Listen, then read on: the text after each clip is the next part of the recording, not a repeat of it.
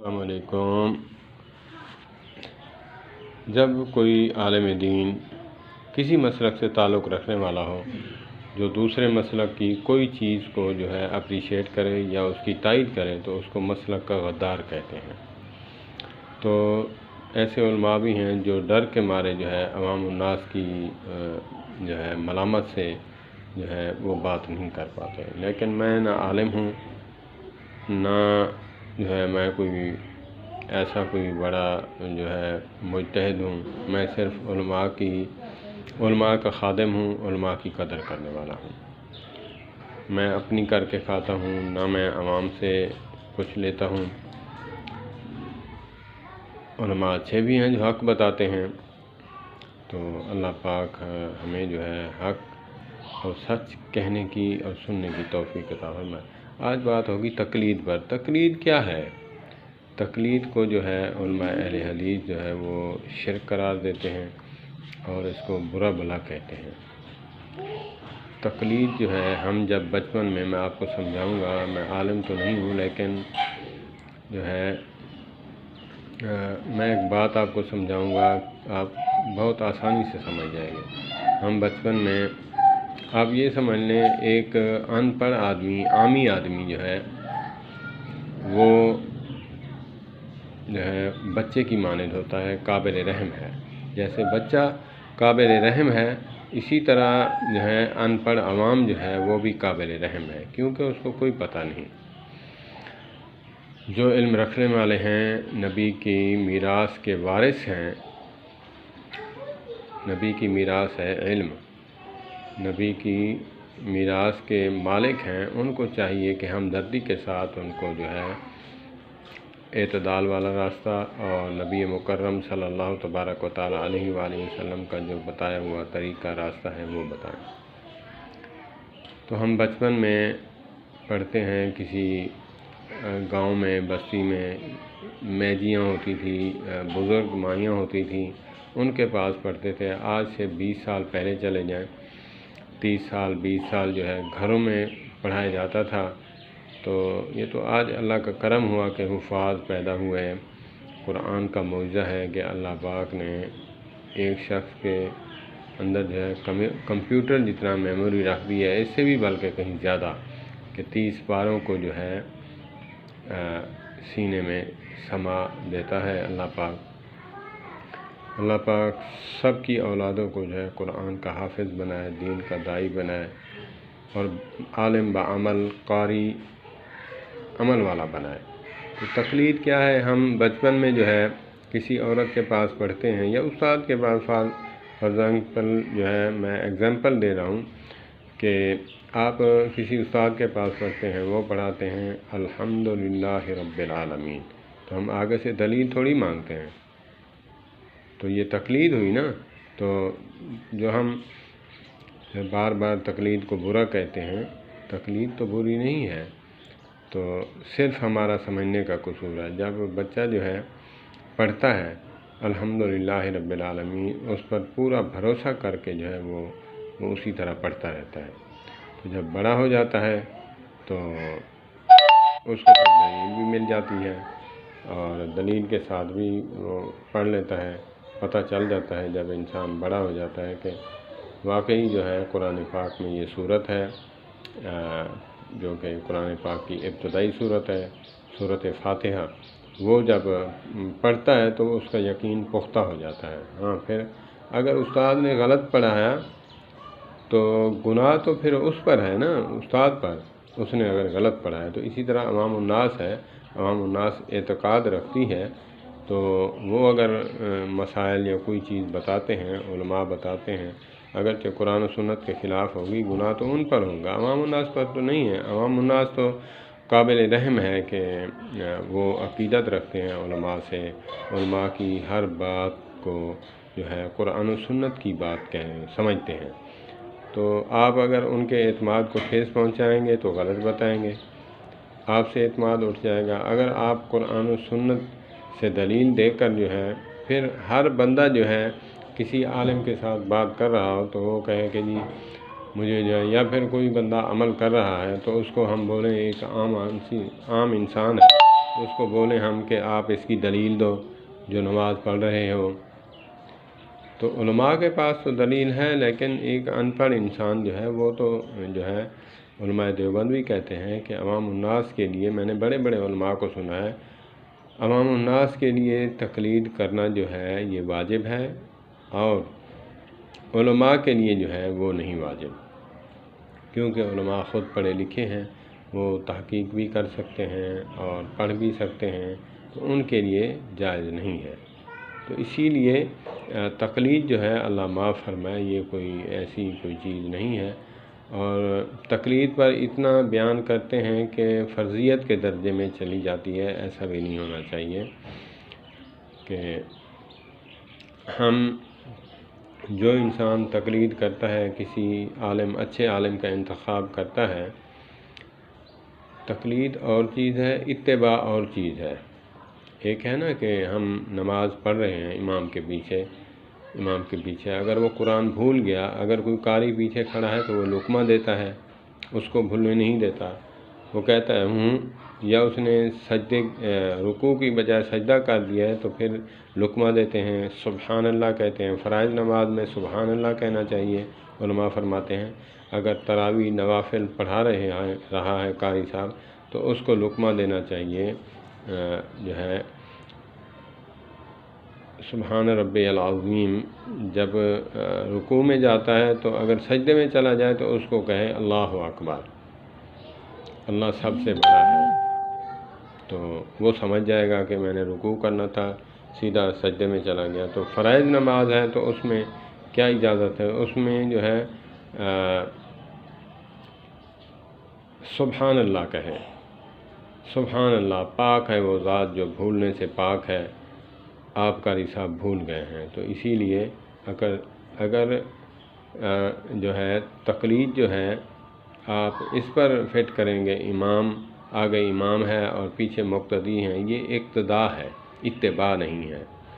इत्तिबा और चीज़ है, इक्तदा और चीज़ है। तो हम उनकी इक्तदा में ऐसे हैं जैसे वो रुकू करें हम रुकू करेंगे, ये इक्तदा है।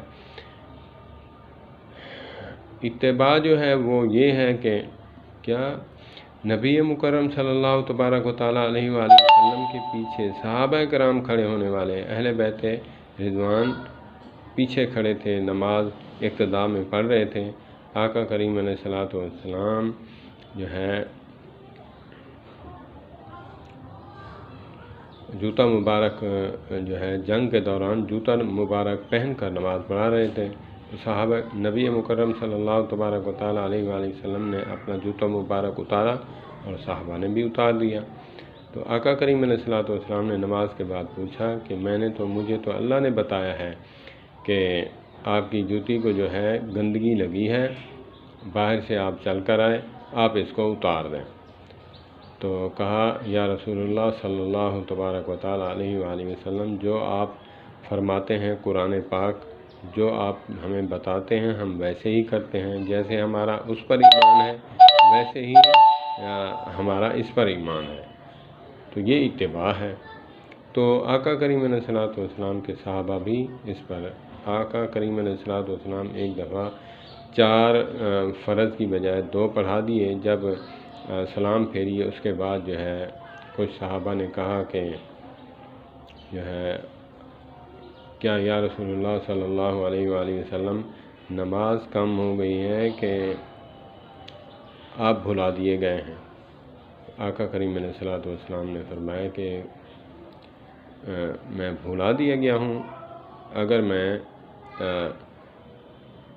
फ़इज़ा नसीता फ़ज़क्किरूनी, अगर मैं जब रकत भूल जाऊँ, इंसान हूँ, ये भी हमारे लिए जो है ये उसवा हसना बनना होता है।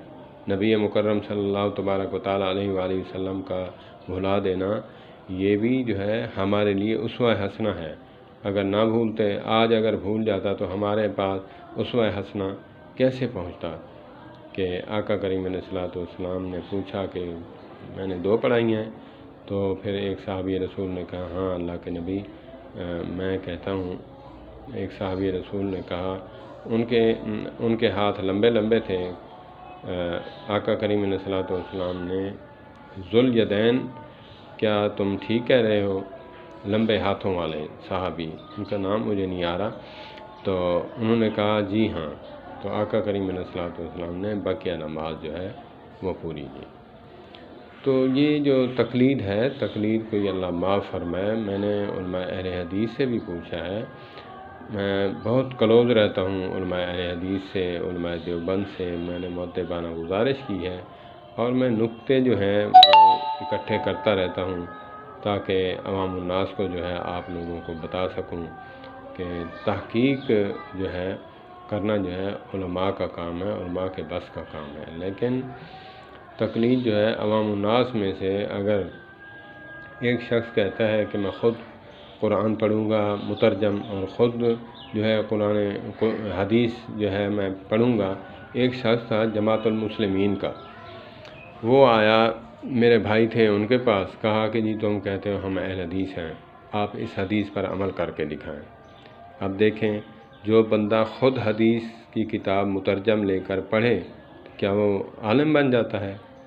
اس کا سمجھنے کا معیار جو ہے جتنا عالم کا ہے یا فقیہ عالم کا ہے، فقہا کا ہے، ایک عام جیسا ادنا عالم یا کم پڑھا ہوا یا پھر عام بندہ اردو پڑھنے والا جو ہے وہ حدیث کے مفہوم کو، اس کے جو ہے مزاج کو کیسے سمجھ سکتا ہے؟ تو اس نے کہا کہ جی حدیث پاک میں ہے کہ آقا کریم علیہ الصلوۃ والسلام نے فرمایا کہ عورت کو جہاں سے بھی آپ جو ہے جہاں سے بھی آؤ، آپ کا دل چاہے آ سکتے ہو۔ تو اس سے کیا نکلتا ہے کہ اس سے یہ نکلتا ہے کہ آپ دبر میں بھی کر سکتے ہیں، قبل میں بھی کر سکتے ہیں۔ تو اس سے یہ جو ہے نا نکالنا چاہ رہا تھا، کہا کہ جی تم اس حدیث پر رکھتے ہو۔ تو میں نے وہ حدیث لی، علماء سے پوچھا، علماء نے کہا کہ اس میں طریقہ بتایا گیا ہے کہ آنا اسی آپ نے اس کھیتی میں ہے جس کھیتی سے جو ہے بچہ پیدا ہوتا ہے۔ قرآن پاک میں اس کھیتی کا ذکر ہے۔ جہاں سے آؤ مطلب ہے کہ آپ عورت کو لٹا کر کرتے ہیں یا پھر جو ہے الٹا کر کے کرتے ہیں، آنا آپ کو جو ہے ہم بستری جو ہے آپ کو کرنی پڑے گی اسی قبل میں۔ انسان جو ہے اروڑی پہ تو بیج نہیں ڈالتا، وہاں تو گند ہے، تو جب بچہ جہاں سے پیدا ہوتا ہے تو وہاں ہی بیج ڈالنا پڑے گا۔ تو اللہ پاک کا کھیتی فرمایا ہے اس جو ہے قبل کو۔ تو اسی لیے سب کا کام نہیں ہے کہ ہر بندہ جو ہے قرآن جو ہے ڈائریکٹ پڑھے، اور ہاں قرآن پاک رکھے، مترجم رکھے، عقیدہ واضح ہوگا، اس میں وحدانیت ہے، سیرت ہے، نبی مکرم صلی اللہ تبارک و تعالیٰ علیہ وآلہ وسلم کی تقوی ہے، جہنم جنت کا ذکر ہے۔ تو جو بات سمجھ نہ آئے تو علماء سے رابطہ کرے، علماء سے مفہوم پوچھ لیں، اس آیت کا مجھے سمجھ نہیں آ رہی تو مجھے بتا دیں۔ تو اسی لیے قرآن و سنت کو پڑھنے کا ہر شخص کا جو ہے وہ نہیں ہے۔ ایک شخص جو ہے اردو کی تعلیم نہیں جانتا تو وہ قرآن و سنت کو کیسے پڑھے گا؟ تو تقلید تو کرنی پڑے گی۔ ایک عامی کے لیے جو ہے وہ تقلید تو لازمی ہے۔ جب اکثر انسان جو ہے مرزائی بن جاتے ہیں یا پھر اپنے مذہب سے پھر جاتے ہیں تو وہ اسی لیے ہے کہ جو شخص کچھ نہیں جانتا لاجواب ہو جاتا ہے تو آگے والا جو ہے دلیل سے بات کرتا ہے تو اس کو دلیل نہ آنے پر وہ شرمندہ ہوتا ہے، وہ کہتا ہے کہ میرا جو دین ہے یا مسلک ہے یہ غلط ہے، یہ سچا ہے، کیونکہ یہ دلیل سے بات کرتا ہے۔ بات یہ ہے کہ جو شخص دلیل سے بات کرے گا چاہے باطل بھی ہو تو وہ جو ہے آپ کو ہرا دے گا۔ تو اسی لیے عوام الناس کو چاہیے تقلید کرنی چاہیے۔ تقلید جو ہے اللہ معاف فرمائے ایسا کوئی جرم نہیں ہے۔ تو اللہ پاک ہمیں بات سمجھنے کی توفیق عطا فرمائے۔ اللہ پاک دیکھیں، میں امام ابو حنیفہ رحمۃ اللہ علیہ کی تقلید کو جو ہے حرام اور شرک کہتا ہوں، اور اپنے محلے کا جو ہمارے محلے کا امام ہے میں اس میں اعتماد کرتا ہوں، جیسے وہ کہتا ہے میں اس کی بات مانتا ہوں، اس سے دلیل نہیں مانگتا۔ کیا امام ابو حنیفہ رحمۃ اللہ تعالیٰ علیہ اس محلے کی گاؤں کی جو چھوٹی سی مسجد ہے اس کا امام ہے، اس سے بھی پچھلے درجے پہ ہیں؟ وہ باکمال انسان تھے۔ آج سے 50 سال پہلے لگا لیں ہمارے بزرگ ہیں، ان پڑھ تھے، لیکن تقوی کے پہاڑ ایسے تھے کہ وہ ایسی ایسی باتیں کر گئے ہیں، ایسی ایسی باتیں کر گئے ہیں کہ ہم مثالیں دیتے ہیں۔ اسی لیے ہمیں جو ہے صرف یہی ہے کہ امام ابو حنیفہ رحمۃ اللہ علیہ کی تقلید کرنا حرام ہے۔ یہ مسلک کی تعصب ہے، اللہ پاک مسلک کی تعصب سے بچائے۔ میری بھی اس ویڈیو پہ جو ہے لوگ ریئیکشن کریں گے، یہ جو ہے عالم تو نہیں ہے، یہ تو کچھ نہیں جانتا۔ الحمدللہ 10 سال جو ہے میں نے مڈل پڑھا ہوا ہے اور الحمدللہ علماء سے وابستہ ہوں، گرامر کی کچھ کتابیں پڑھی ہوئی ہیں اور میں نے سمجھا ہے، تقریباً 7 سپارے جو ہے ترجمہ بھی میں نے پڑھا ہے۔ شادی شدہ تھا میں، میرے بچے بھی تھے تب میں پڑھ رہا تھا۔ بچپن میں انسان بے فکر ہوتا ہے، خالی ذہن ہوتے ہیں، کوئی جو ہے بوجھ نہیں ہوتا سر پہ، تو اسی لیے جو ہے میں نے پھر چھوڑ دیا۔ تو یہ بات غلط ہے، اللہ پاک ہمیں سمجھ عطا فرمائے۔ والسلام علیکم ورحمۃ اللہ وبرکاتہ۔